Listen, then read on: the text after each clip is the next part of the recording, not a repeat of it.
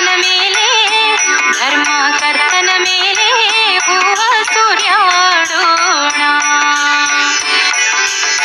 ಹೂವ ಸೂರ್ಯಾಡೋಣ.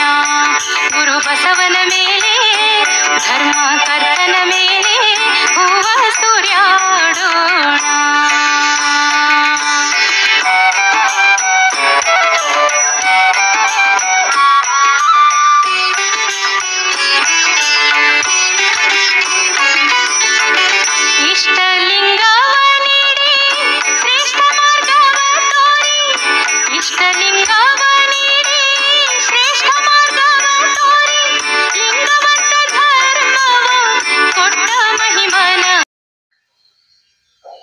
ಓಂ ಶ್ರೀ ಗುರು ಬಸವಲಿಂಗಾಯ ನಮಃ.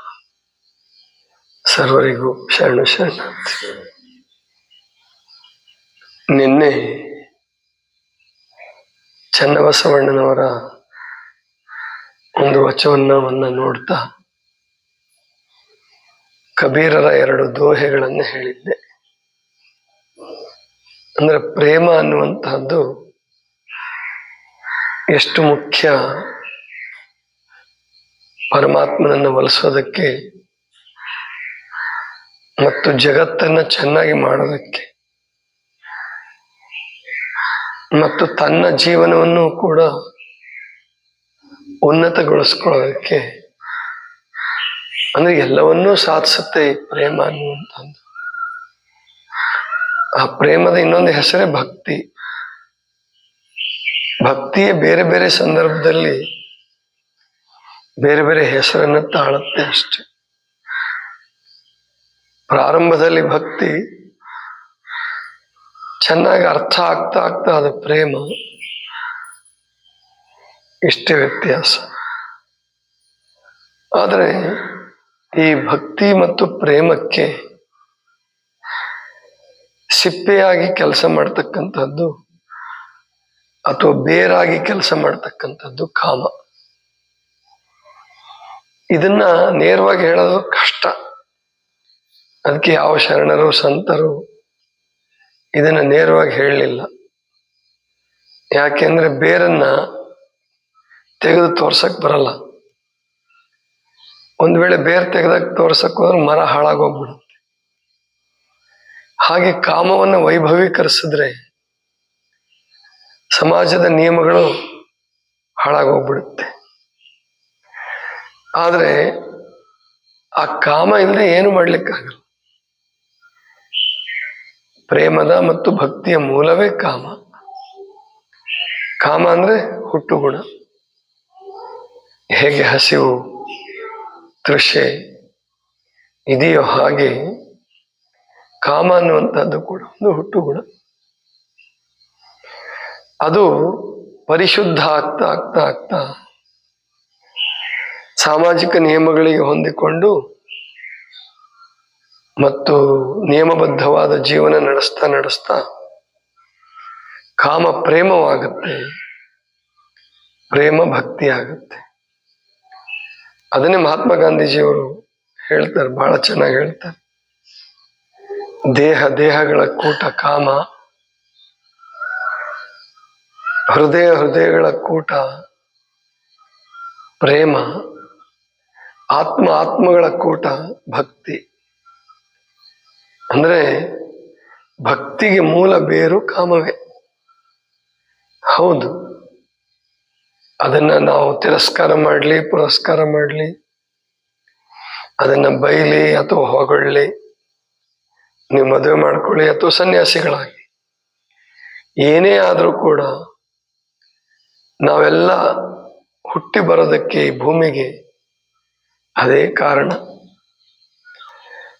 ಅದನ್ನ ನಾವು ಮಕ್ಕಳಿಗೆ ಸಣ್ಣದ್ರಲ್ಲಿ ತಿಳಿಸೋದಕ್ಕೆ ಪ್ರಯತ್ನ ಪಟ್ಟರು ನಮ್ಮ ಋಷಿಗಳು. ಅಂದ್ರೆ ಮಾತೃದೇವೋ ಭವ ಅಂತ ಹೇಳಿದ್ರು, ಪಿತೃದೇವೋ ಭವ ಅಂತ ಹೇಳಿದ್ರು. ಅಂದ್ರೆ ನಾವು ಬರಲಿಕ್ಕೆ, ನಾವು ಹುಟ್ಟಲಿಕ್ಕೆ ಕಾರಣೀಭೂತರಾದಂತಹ ತಾಯಿ ತಂದೆಗಳೇ ದೇವರು ಅಂತ ಹೇಳಿದರು. ಆದ್ರೆ ಒಟ್ಟು ಕೆಲವರ ಜೀವನದಲ್ಲಿ ಅದು ಎಲ್ಲೋ ವಿಕೃತ ರೂಪವನ್ನು ತಾಳುತ್ತೆ. ಅದು ಮನುಷ್ಯ ಜೀವನದ ಮನುಷ್ಯರಲ್ಲಿ ಮಾತ್ರ ಇದು, ಮನುಷ್ಯರಲ್ಲಿ ಮಾತ್ರ ಹೀಗಾಗತ್ತೆ. ಬಾಕಿ ಪ್ರಾಣಿಗಳಲ್ಲಿ, ಮಾಂಸಾಹಾರಿ ಪ್ರಾಣಿಗಳಲ್ಲಿ, ಕಾಡು ಪ್ರಾಣಿಗಳಲ್ಲಿ ಎಲ್ಲೋ ಕೆಲವು ಸಾರಿ ಅವು ಪ್ರಕೃತಿ ನಿಯಮಕ್ಕೆ ವಿರುದ್ಧವಾಗಿ ವರ್ತಿಸ್ತವೆ. ಆದರೆ ಅದರಲ್ಲೂ ಗಂಡು ಪ್ರಾಣಿ ಏನಿರ್ತದೆ, ಹುಲಿ, ಸಿಂಹ, ಇಂಥವು ಅತಿ ಕಾಮಕ್ಕೆ ಒಳಗಾಗಿ ಹೆಣ್ಣು ಹುಲಿಗಳನ್ನ ಕೊಲ್ಲುವ ಸಾಧ್ಯತೆ ಕೂಡ ಇರುತ್ತೆ ಅಂತ ಹೇಳ್ತಾರೆ. ಅಷ್ಟು ವ್ಯಗ್ರ, ಉಗ್ರ.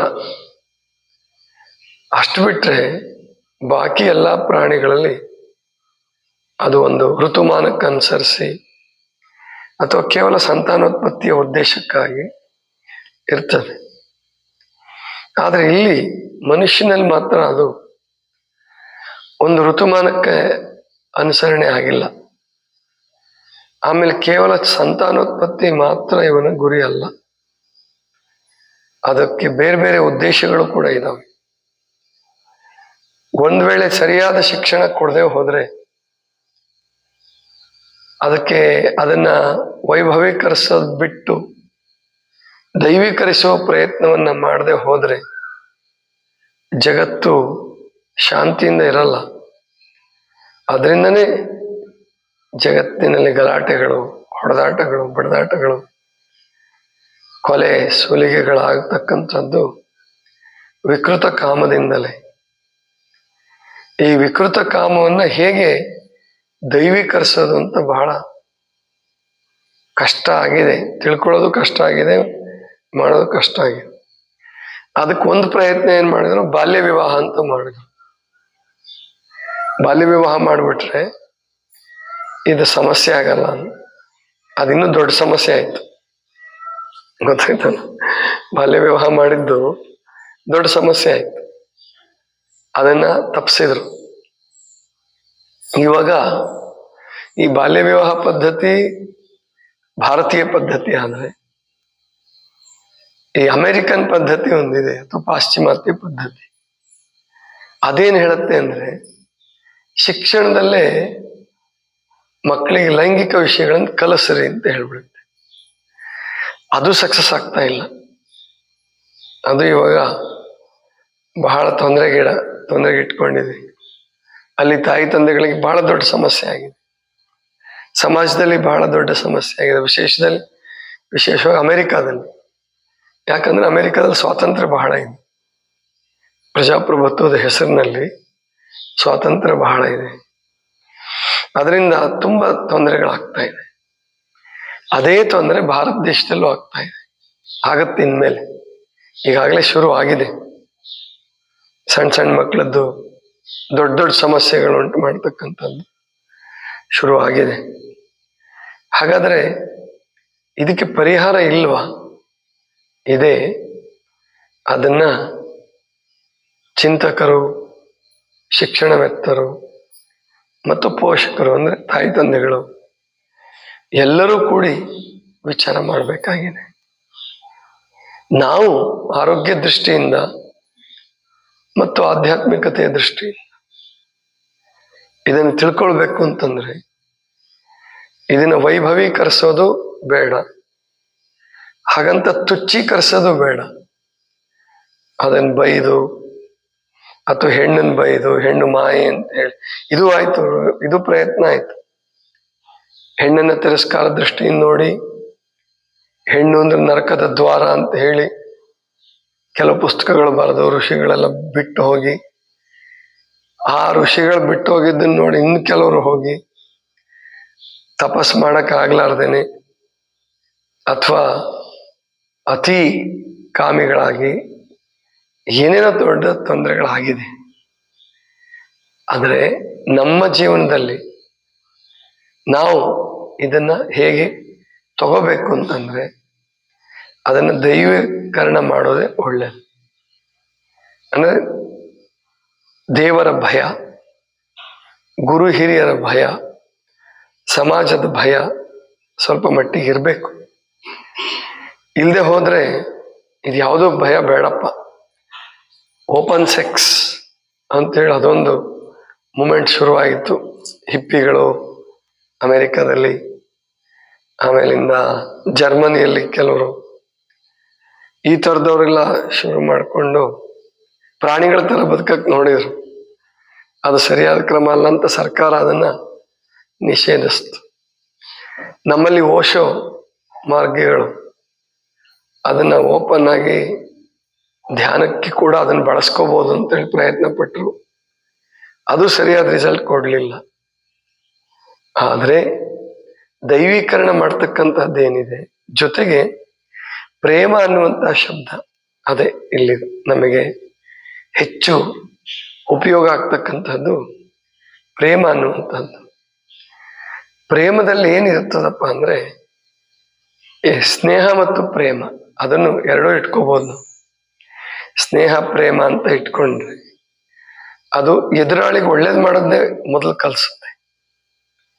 ಈ ತಾಯಿ ಮಗುವನ್ನು ಪ್ರೀತಿಸ್ತಾಳೆ, ಅಥವಾ ನಿಜವಾದ ಗಂಡ ಹೆಂಡತಿಯರ ಪ್ರೇಮದಲ್ಲಿ ಗಂಡನ ಹಿತವನ್ನು ಹೆಂಡತಿ ಬಯಸ್ತಾಳೆ, ಹೆಂಡತಿಯ ಹಿತವನ್ನು ಗಂಡ ಬಯಸಬೇಕು.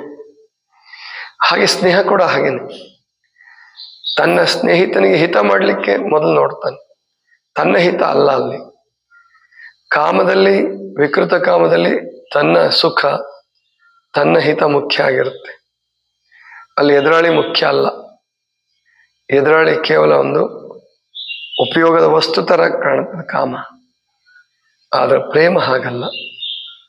ಪ್ರೇಮ ಅನ್ನುವಂಥದ್ದು ಎದುರಾಳಿಯ ಕಷ್ಟವನ್ನ, ಎದುರಾಳಿಯ ನೋವನ್ನ, ಅವನ ಅಥವಾ ಅವಳ ಸಮಸ್ಯೆಯನ್ನು ಪರಿಹರಿಸೋದಕ್ಕೆ ಪ್ರೇಮ ಪ್ರಯತ್ನ ಪಡ್ತದೆ. ಅದೇ ಇನ್ನೂ ಚೆನ್ನಾಗಾದ್ರೆ ಭಕ್ತಿ ಆಗತ್ತೆ. ಭಕ್ತಿ ಆಗತ್ತೆ. ಪ್ರೇಮವೇ ಹಣ್ಣಾದ್ರೆ ಭಕ್ತಿ ಆಗತ್ತೆ. ಇದರಿಂದ ಮಾತ್ರ ಜಗತ್ತಿಗೆ ಶಾಂತಿ, ನೆಮ್ಮದಿ. ಇಲ್ಲಿ ತ್ಯಾಗ ಬರ್ತದೆ, ವೈರಾಗ್ಯ ಬರ್ತದೆ, ಸೈರಣೆ ಬರ್ತದೆ, ಸಹಿಸ್ಕೊಳ್ತಕ್ಕಂಥದ್ದು. ಅದನ್ನ ನಾವು ಮಕ್ಕಳಿಗೆ ಕಲ್ಸಕ್ಕೆ ಸಾಧ್ಯ ಇಲ್ಲ. ಮೊದಲು ಮಕ್ಕಳನ್ನ ಒಂದು 15-16 ವರ್ಷದವರೆಗೆ ಈ ವಿಷಯದಲ್ಲಿ ಸ್ವಲ್ಪ ಕಟ್ಟುನಿಟ್ಟಾಗಿ ಇಡಬೇಕು. ಭಯ ಇರಬೇಕು ಅವರಿಗೆ, ತಾಯಿ ತಂದೆಗಳ ಭಯ ಇರಬೇಕು. ಅಲ್ಲಿ ಅಮೆರಿಕದಲ್ಲಿ ತಾಯಿ ತಂದೆಗಳ ಭಯ ಇಲ್ಲ.